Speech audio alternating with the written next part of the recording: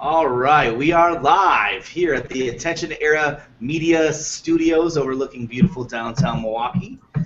You're watching hour 8 of 24 hours of live Google Hangouts. Today celebrating my Community Manager Appreciation Day. So 8, that means we're about 33% into this. I feel like I'm about 33% on battery right now. Battery's going up. Battery's going up, right? Yeah. Maybe. We plugged him into the wall. The Red Bull. Just saw on Twitter, Amanda Foley, happy birthday. So she has a birthday today on CMAT. So we're celebrating 5 years of Community Manager Appreciation Day, and this is actually a third year doing these live hangouts.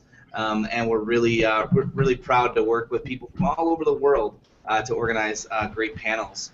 So I just want to give a shout out to our award sponsors. We do have some CMAT awards that we'll be giving out later today and then shipping out to the winners. It's coming up soon. That's coming up soon. Yeah. So that's Be the Change Revolutions, Flockler, Higher Logic, My Community Manager, Online Community Results, socialmedia.org, and Sprout Social. So we're the gang from My Community Manager. I'm Brew, the co-producer here, as well as Director of Awesome for Be the Change Revolutions.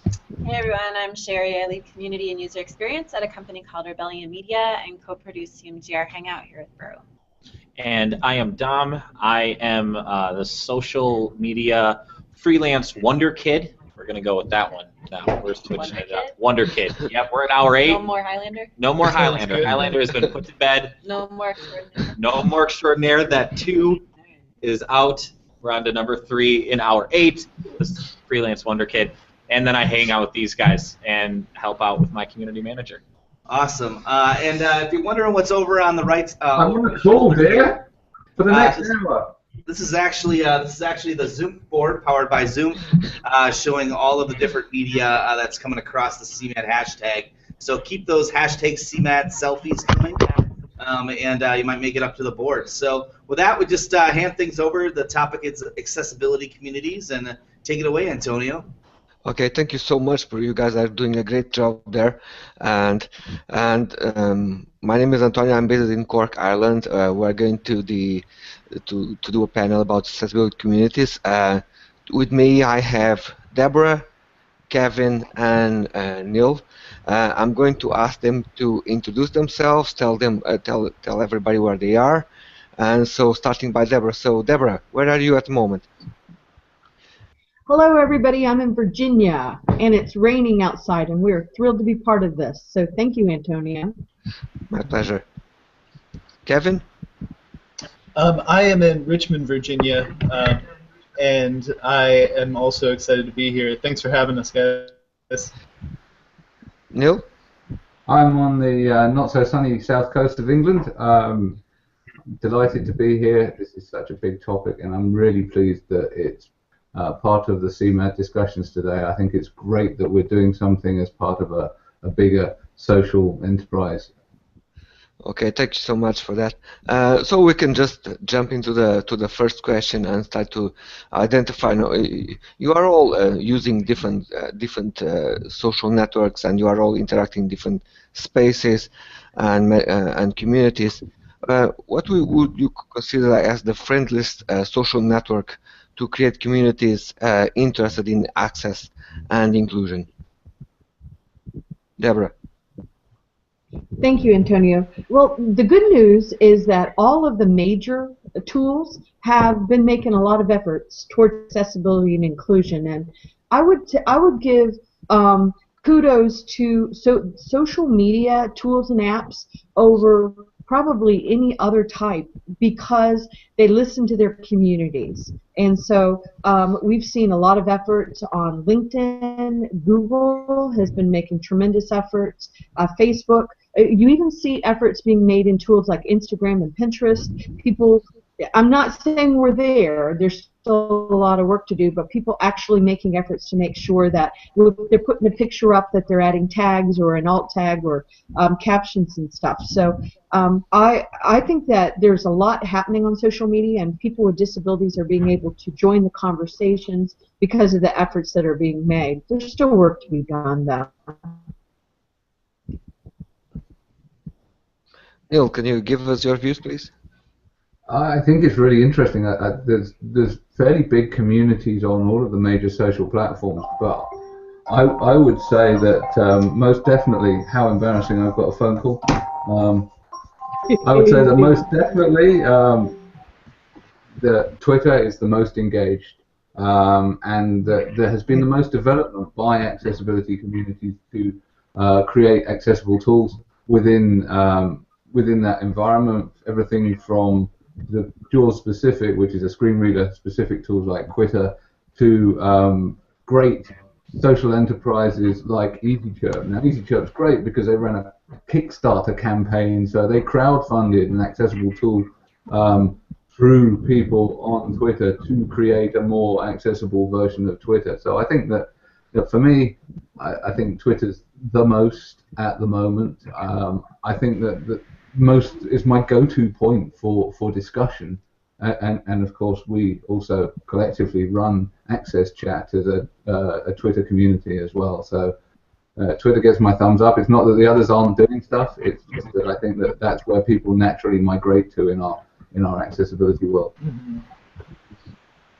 Kevin? I agree with Neil and Deborah, and if I had to pick a front runner, I'd probably say Twitter as well, just because I feel it's very present. It's like as soon as somebody writes something, other people are seeing it, and things spread on there. But the other social medias are very relevant too. I think Twitter's just because of its quick nature and the fact that it's short little tweets that people are looking at constantly. That might make it a little more present to the whole accessibility issue. But so I think we're almost answering to the second question, that which social media platforms are technically more accessible. So we say that is basically Twitter, the one that is basically more accessible to everyone. Do you think it is also the one that is most used? I'll step. Oh, go on. No. Go ahead. Deborah, do you think that Twitter is the platform that because that is technically the most accessible one, and is also the one that people use more frequently in the accessibility world? I do believe that Twitter is the most used, and it might be because I'm all over Twitter. I really, really like Twitter, and I would say that it is the most, but we see different pockets of the world using other tools. For example, even though Twitter does appear to be the king, we see some real interesting things happening in other parts of the world, including in Europe, with Google Chat and some of the functionality with Google+. So I would also just like to note before I pass it to Neil that a very promising thing that we see happening with these social media tools like Twitter and Google and even Yahoo and LinkedIn is that they're actually bringing in teams that are dedicated to accessibility and inclusion and hiring senior level people as well for these positions. So I think that shows real commitment as well. So thank you, Antonio. I'll pass it back to you. Okay, well, if I can jump in now, I think you're right, Deborah. I think that Twitter, whether natively or otherwise, is probably the most accessible. You can use it with the most AT tools. They have dedicated teams looking at accessibility. They actively engage in the community, so you can get hold of them. It's not like they're some kind of faceless entity. They're as social as the next people on their own social platform. Plus, I think what's really encouraging is the fact that quite a lot of the time you're seeing people that are active in these accessibility communities online and in social networks being actively recruited by people like LinkedIn, by people like Facebook, etc. So you've had Jennison Asuncion being taken over to LinkedIn to lead their program there. You've had George Sampier working for Facebook. So it encourages me that you can have a voice out on social media, you can communicate, and it's noticed. These companies are sitting up and they're taking note and they're doing something about it. There's one other thing that interests me, though, and that is how we have to be a little bit careful of the filter bubble. Lots of people focus and create really interesting communities around their own interests, and what can happen is that you end up following and engaging with people that are all interested in the same thing, and if you don't engage outside of that bubble sometimes, you pretty much enter a social media reality distortion field.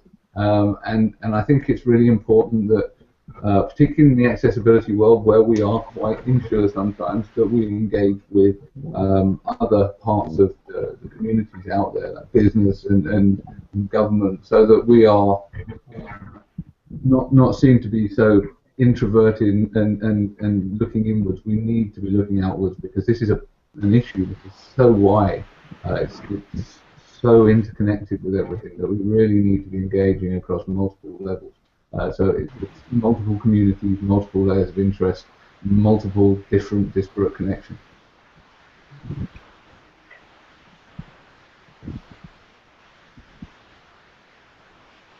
Well, yes, I agree too that it's multiple different ones as well. I feel like sort of for each type of accessibility that you're talking about too, more professional level and stuff, LinkedIn is definitely where you're talking about, but then, even more on like the personal, person-to-person level, you're probably talking more on Facebook, but yeah.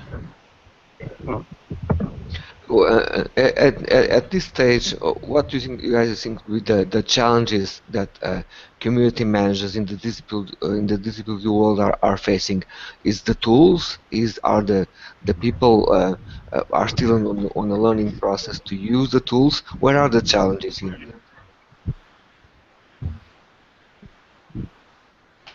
I'll go ahead and take that, and I would say our biggest challenges are, that the internet and the technology and everything moves so fast, and it's always been like that, and it's always moved so fast, and so it seems like we're always playing catch up. But I think we also need to do a much better job of getting people like Kevin, the young people, the people that are, I'm really into social media despite my age, but I think we need to get more people to join this conversation. And we need to be more welcoming as well, because the really cool thing, believe it or not, about accessibility is that it can improve the technology, it can improve the communications tools, and of course, it's about letting everybody join the conversation, regardless of where you're located, what your bandwidth is, the digital divide, if you're a person with a disability, if you speak English, Arabic. So it is about inclusion, because we all have value in our voices. So, I think it's keeping up and always making sure. Sometimes I feel like I'm the nagging mother in the room. Don't forget about accessibility. And I think that's starting to shift, and it's like, what are you talking about? We already thought about accessibility. We're there. And as we make things more accessible, we're finding we're having all these cool SEO things, and it makes us, our Instagram better. So I like that the young people are really starting to get engaged in the conversation. Thanks, Antonio.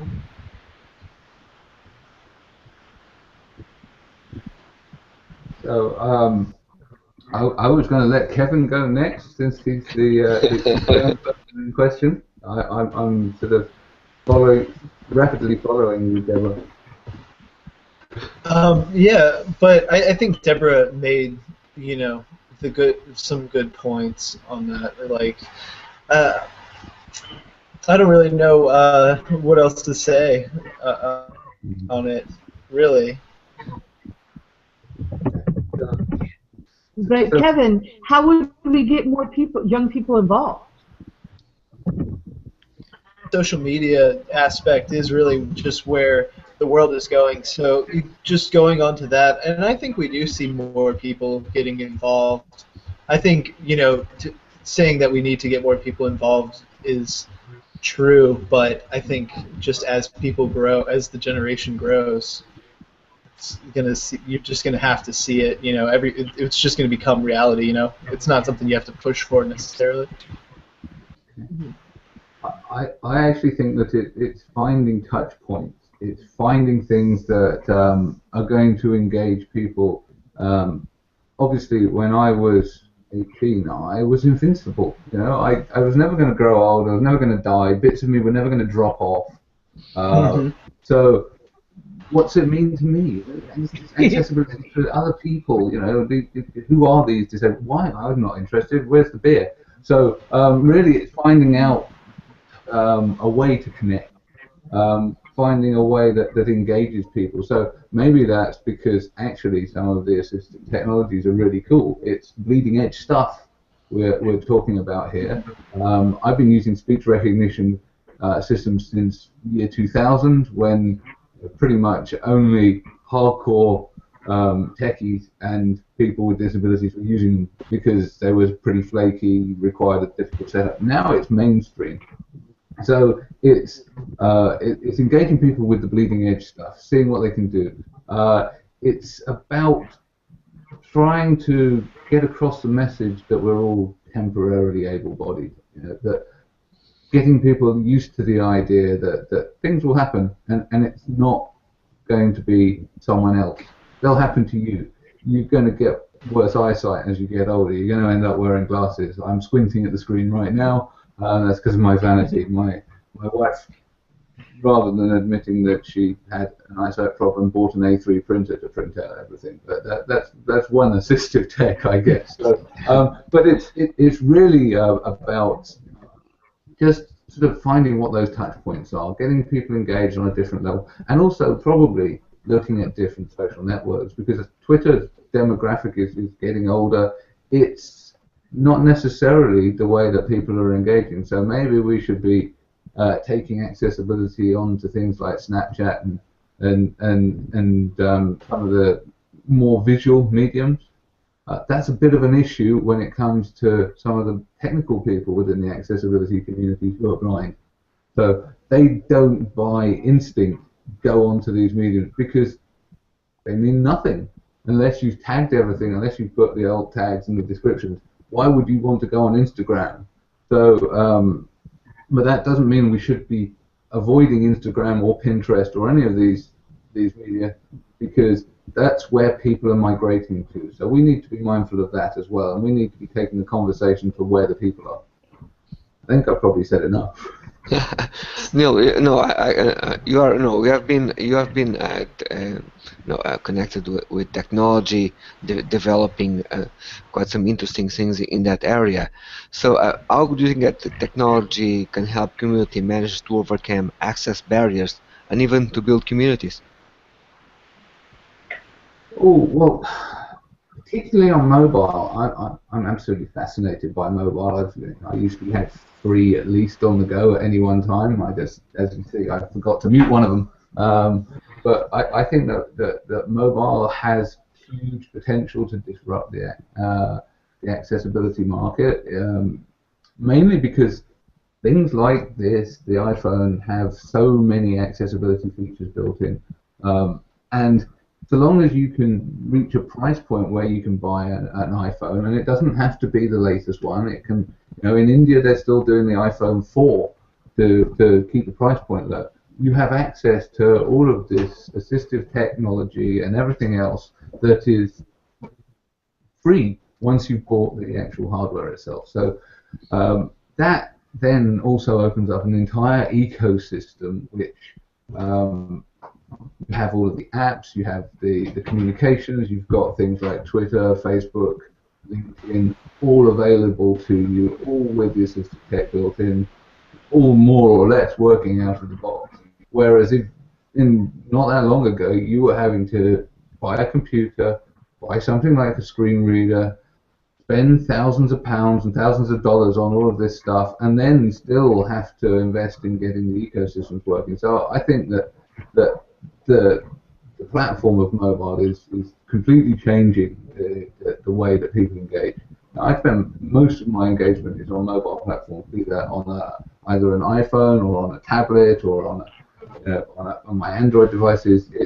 It's where things are going, and also people are developing stuff. The speed of development is much quicker. People are developing small apps and tools that are getting people excited. And I think that crowdfunding is the other thing that's really changing this. You know, you've got frameworks now where you can pull stuff together and create an app in a way that was not possible a few years back. And you can engage the communities, and you can create a buzz, and you can get it funded and get it to the point where it's at a point where you can release it into the world, whereas before you'd have to go and raise finance and go to banks and then probably build your own infrastructure. We're now sitting on the back of Amazon Web Services and all of this kind of stuff. It makes it so much easier.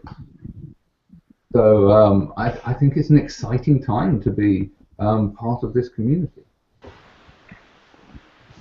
I agree with Neil a lot on the mobile technology thing.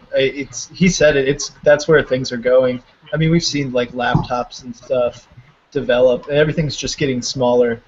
And you know, the idea of having a desktop computer and then assistive technology like a screen reader or external technology that you have to use in addition to a desktop, you know, you're very tethered at that point.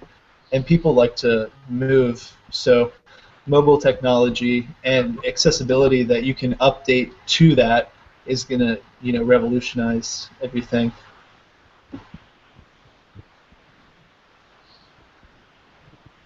Deborah? Well, I agree too. So technology has changed so much since I've been alive, and I love technology, and I think social media is the best thing that's ever been invented, and I really like how the voice of the different generations are heard, and how, you know, different people are, you know, joining the conversations. And I know I was preaching on that before, but it's very exciting to see people be able to stand up and say, well, you know what, this is who I am, and this is what I care about, and joining the conversation. It's almost like the rooms that were locked in the past, social media have unlocked those doors. And I remember I have a daughter, a grown daughter. She's 27 years old that has Down syndrome, and I remember a person that has over 1 million followers on Twitter tweeted, if you have, you know, a fetus with Down syndrome, abort it and try again. And I just, needless to say, that shook me to my foundation. So what I did was I took to Twitter, and I remained calm. My hands were shaking, but it was so interesting as it reverberated around the world and everybody joined the conversation. Not everybody agreed with that particular dumb user, sorry, but it was an interesting dialogue. So I think the opportunities that social media is opening up so that people can have voices, and then once again, as we tie the accessibility into this, you know, and all the cool technology and communications that are happening, I think it's changing the world, and that's why I'm so proud to be part of this community leader activity. And Neil was mentioning the mobile. Do you think that we will be mobile first as well?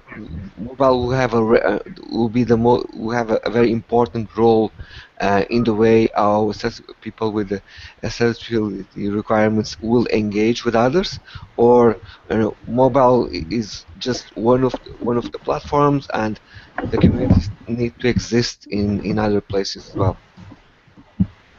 And I'd love to go first on that. I think that it's all about mobile. I really do. It's fascinating. I've been in the accessibility space for 15 years, which, believe it or not, is almost the span of how long it's been around. But we were told by technology experts that certain things could not be made accessible. A touch screen could not be made accessible to people who are blind. We were asking for the impossible. And then mobile came in, and everybody, the banks, the financial organizations, they started, you know, they wanted to make sure that it worked on mobile. And as they made those efforts, things became more accessible. God bless Apple, they figured out a way to make touch screens accessible to people that were blind. So and then you have, you know, what's happening with the pay by phone, the Apple Pay, the Bitcoins, what's happening in Kenya with they're doing everything from their mobile phones. And as Neil was mentioning, even taking the Apple IV and putting it in an attractive price point all through India so that they can have these smartphones, it's changing everything. I just think that mobile is changing the world. I'm very excited about it.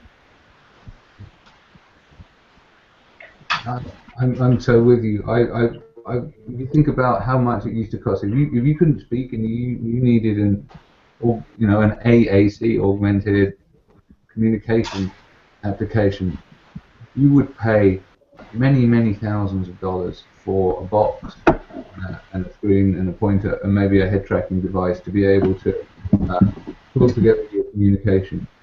Now you can have an iPhone and an app that costs $20. That's transformative. That's enabling people to access this technology that would never be able to afford it before. Before, a lot of assistive tech was pretty much restricted to the Western world only, to countries that would be able to fund it. Now, there's so much community development going on. There's so much distributed technology. The price of mobile is so much cheaper because not only are you not having to pay for the device up front, often you're spreading the cost through a call plan, that it becomes a fraction of the cost. We're talking a small fraction of the cost. It's 10th or maybe even 100th of the previous cost. So it's enabling you to reach people in parts of the world which never would have reached before. And people in those parts of the world are also developing stuff that meets their needs. And so if you look at the work that Dave Baines is doing at the Matter Center in Qatar, they're creating text-to-speech in Arabic and looking at all of the kind of cool stuff that they're doing there. That wouldn't have happened before. They're taking a mobile-first approach. Really exciting. I remember years ago I was working in a telecom, and they used to assign me some special cases, and we got a user who had some accessibility software on Symbian, and the phone was broken, and we was completely desperate because what is going to happen with my phone? Is the phone going to be replaced? Are we going to be able to keep the software? Would I have to? And he was not sure if he had to pay a license, because if the phone was being replaced, if they have to pay a license. Today things are a lot more easier than was on those days. No, I think mobile has improved a lot in this area, and the fact that the examples that Deborah was providing us in India, they make a huge difference for users. Kevin, are so silent, please join us.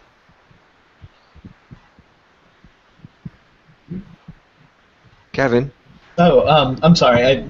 It cut off for a second. I agree.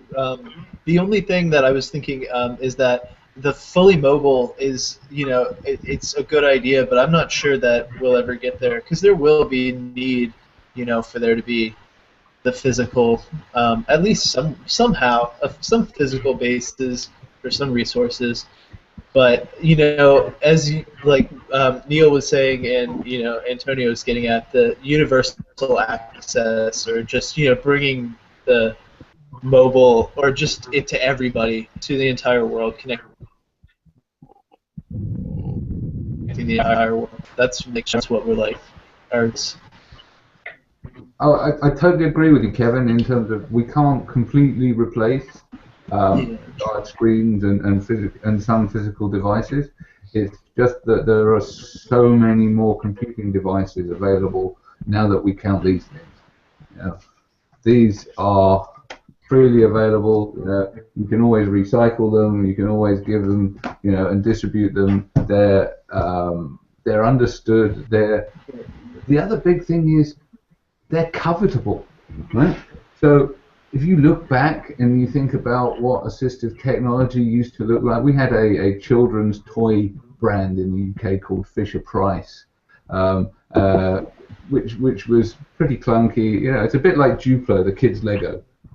Well, most assistive technology was built to look like that, and not built to look sleek, sexy, mainstream. So I think the fact that we're making things and that we're including, and it's the inclusive design. So you're making things that are sexy, consumer, and you're just including options within there, which is effectively just customization.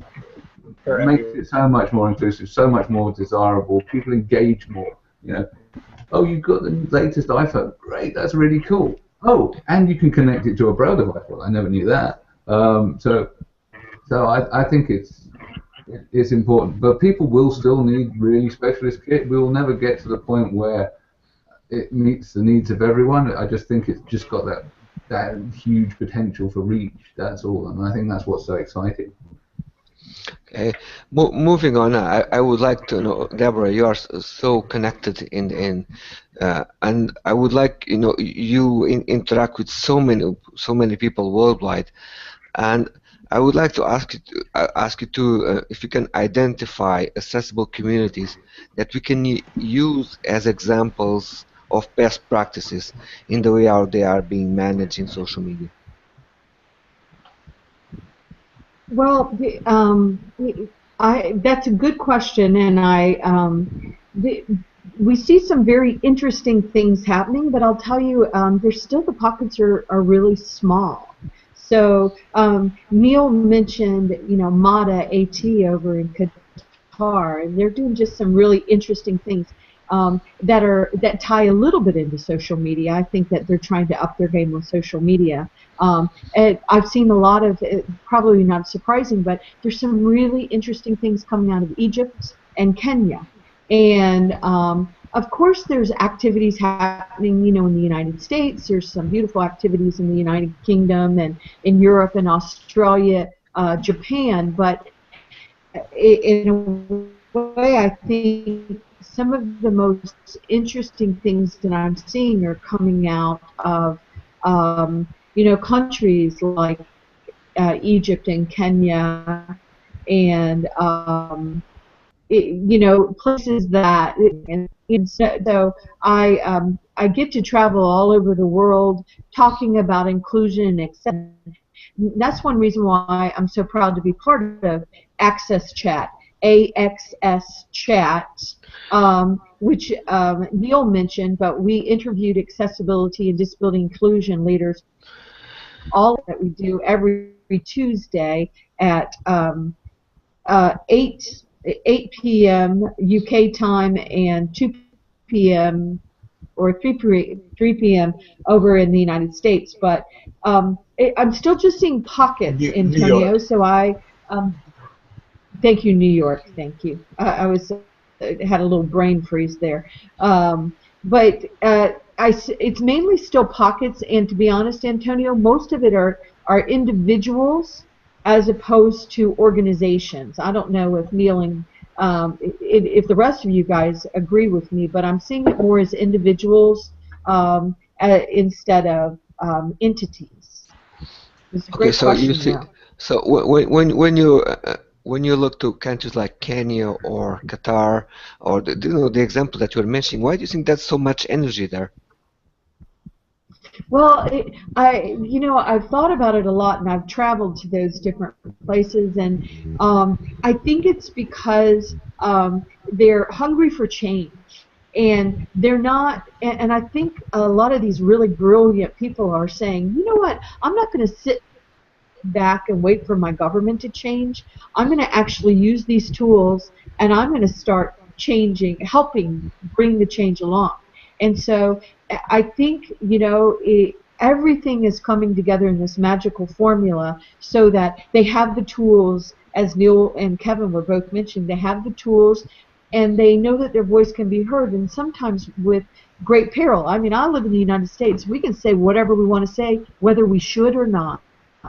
And a lot of times we say things that we really should have thought of first. But some of these other countries, not the ones I mentioned, but you can pay for those words with your life. So it's fascinating to see how the people are finding their voices in all these different areas. I mean, Egypt is a great example. What happened, in Egypt with social media and what they proved, that their voices could be heard and people paid with their lives. So it's very serious, these conversations that we're having, but it's exciting at the same time. I think also that one of the reasons that spurs innovation on is that they don't have the entrenched infrastructure that we have. You know? If you go out to Africa, the fixed line telephony infrastructure, which you get your broadband on, apart from you, Deborah, I know you're on satellite, is almost non-existent. You shouldn't really rely on it to get a decent signal. But mobile, you get a better mobile signal in the Gobi Desert than you get in parts of southern England. So the peer-to-peer networking around, and I'm not talking about sort of file sharing here, but idea sharing peer-to-peer in places like Africa and the developing world, where people are forming communities around mobile, forming infrastructures that are fluid, are very different because they don't have the legacy that we have already built up. So they're doing things in a different way. They don't have the sort of the assumed this is the way that you do things, and it's really interesting and fascinating to watch some of this stuff happening as it plays out. Yeah, the global aspect and the energy, just from especially places where you don't see a lot of internet access, or maybe even just the newer like technology that we take more for granted in America or some of the other countries. But it's exciting to have access to see your world opening up. I remember when I was younger, like dial-up internet was what we had growing up, what I had growing up, and I was excited every time it was coming on. I never understood people who were worried about things taking too long. I was just excited that I was privy to see all this world of information in front of me. But do you think that sometimes because there's an issue with the resources, they are more pragmatic in their approach?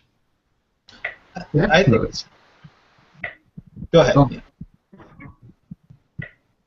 Go on, Kevin.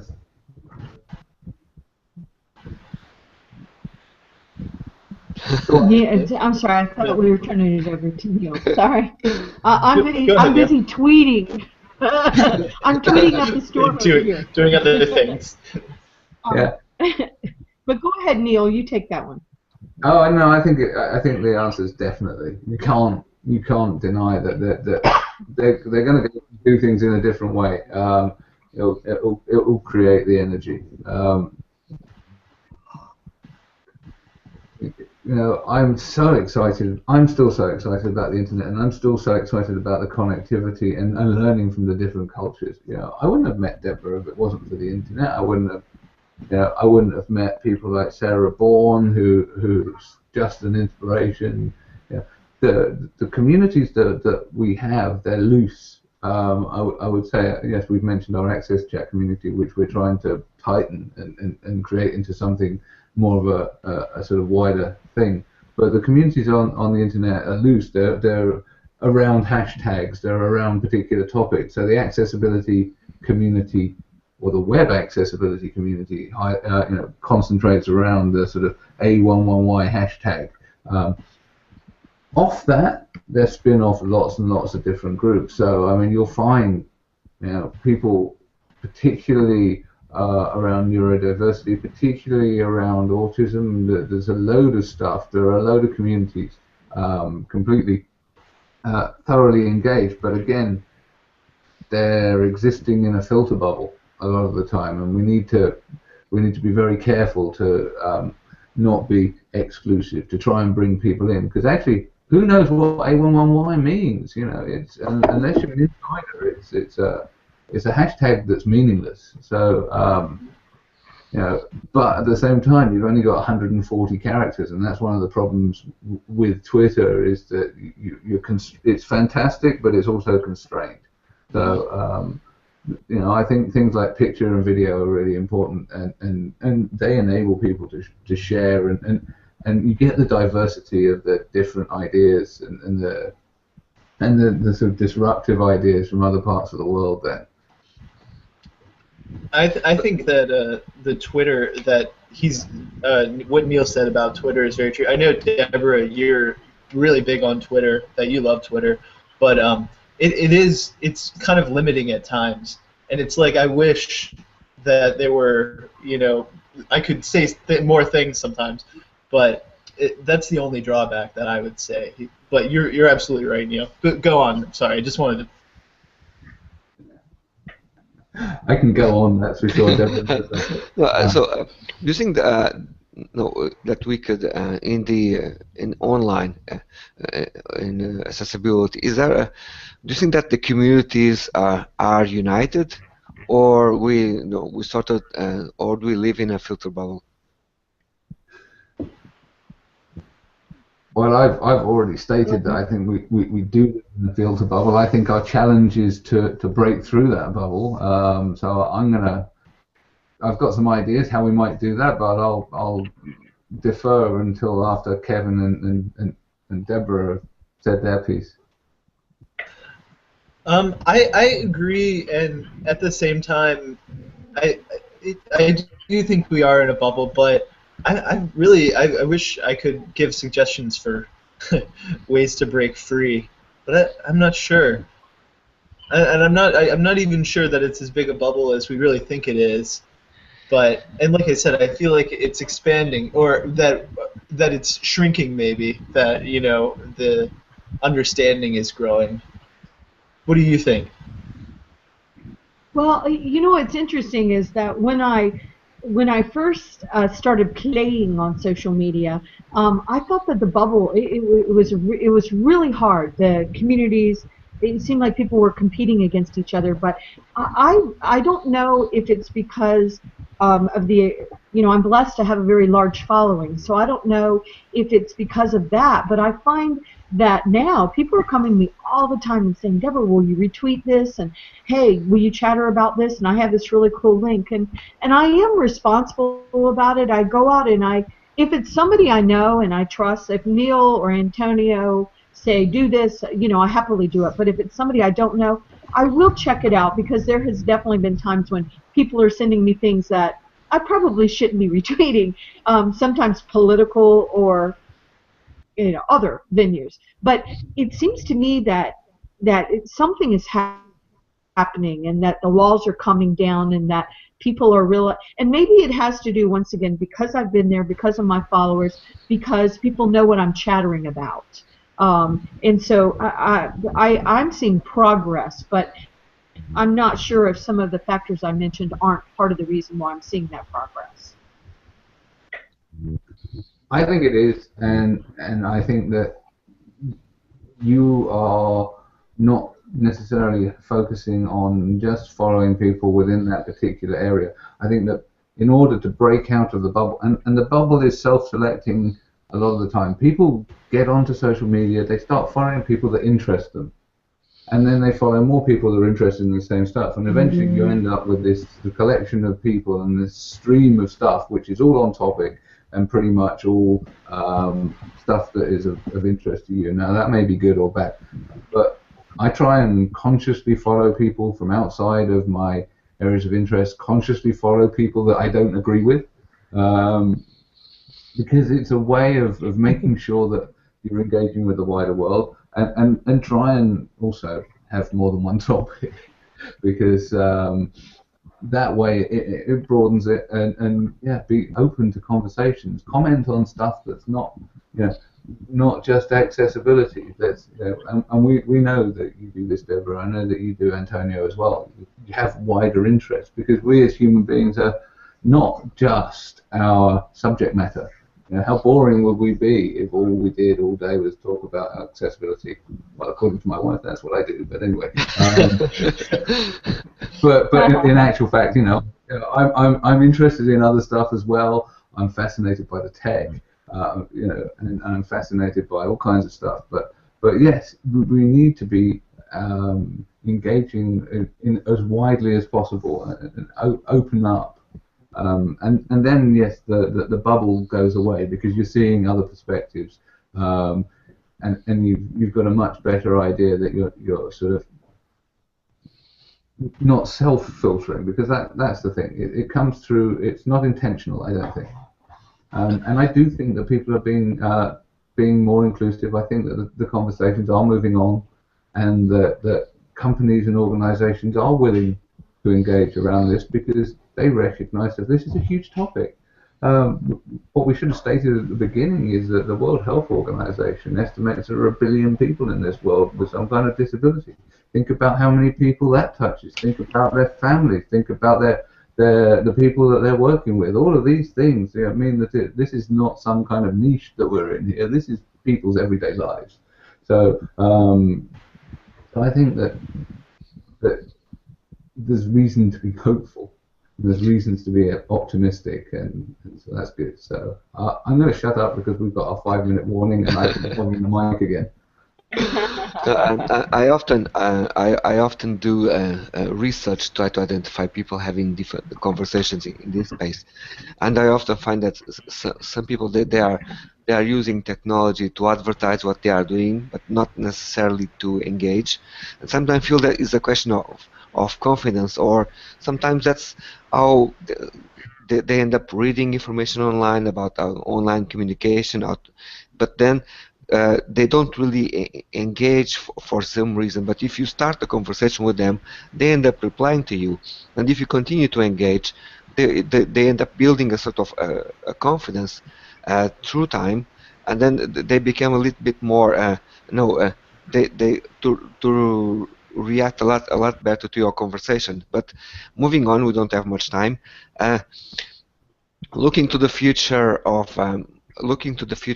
how we can make the world more inclusive, and is through technology, through contacting people. How can we do that? Well, I'll go first, and I know we're running out of time. Go ahead. Sorry, Kev. Okay. Go ahead. Sorry. No, you're on. You take Okay. I just think. I think. Go ahead, Deborah, please. Sorry. Well, Lost my train of thought. sorry about that. I was just saying things like this, where the community manager activities and having these chats. This is how we do it. Thank you.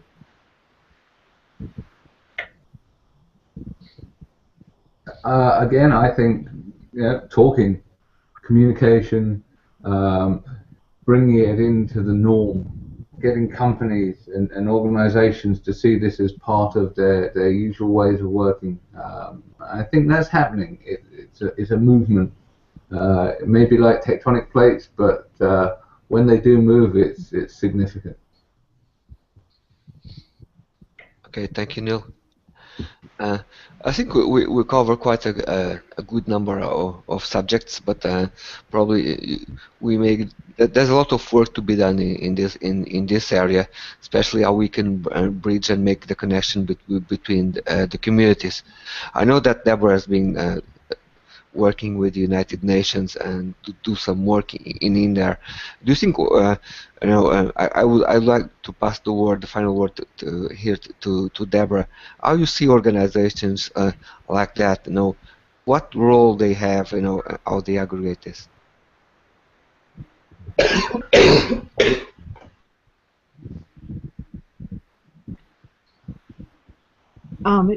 Thank you, Antonio. I really have had the pleasure of working with multiple United Nations organizations, and recently did a lot of work with UNICEF.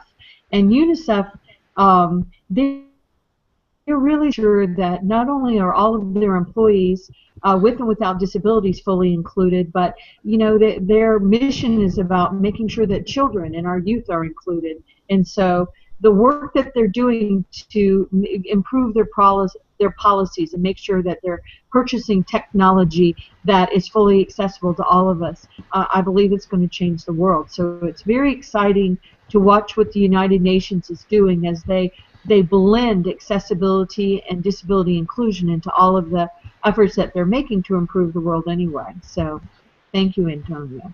Okay, so thank you so much for being part of this. Does anyone else wants to comment, or before we close? I've got one thing, and that is we're all engaged with enterprise social networks, and that's an area we didn't touch on today. But I think that growing your communities inside networks like the BBC are doing with their Accessibility Champions Network is a really important way of bringing the topic forward. It may not be public, but it means that the stuff that they make that is public gets to be accessible. And so having those conversations in a comfort area of your private company network is really important too. And thank you again for inviting us. Okay. It's been a pleasure today. Okay. Thank you so much, Kevin. It was a pleasure to have you here today, and so as Deborah. I think we are, probably this is just the beginning of an amazing journey that we know there's a lot of things to do here, and I look forward to continue to do this, to organize events and to make the world more inclusive. And I would like to say thank you to the team that is supporting us today, to Brew and Sherry and to all the guys out there, and to give a big shout to everybody around the world that is engaged, not only here on Google Plus, but also on Twitter. I look for you guys to continue that energy. Don't stop, and I wish all the best to all the ones that are going to continue the journey today on Google Plus, and thank you for being here. Yeah. Thanks a lot for that, Antonio. I know that all of us here, myself and Brew and Sherry, we really enjoy having everybody, just the board right over Brew's shoulder, seeing everybody all around the world that's tweeting stuff, and just to sort of bounce back to something that Deborah said, your last question, how can you really change things? How can we really change the world? And it is. It does start with stuff like this, and you guys had some amazing points that you made. All of these panels have been great so far, and it's really fun to be able to sit and watch all of that. So thank you very much to you guys. It was fantastic. Thanks a lot to everybody that was watching this. Our next panel starts in just about 8 minutes, and that is building a community for B2B business. So. That's going to be coming up here in 8 minutes, so feel free to go to cmad.co. You can check all of the past panels if you missed some, if you were sleeping, like we were not, and make sure to Definitely we're not sleeping. We definitely were not sleeping. And you can maybe just, we were just resting our eyelids. But make sure that you do tag your CMAD selfies so you can get up on the board, and we look forward to seeing you guys next panel. See you next panel.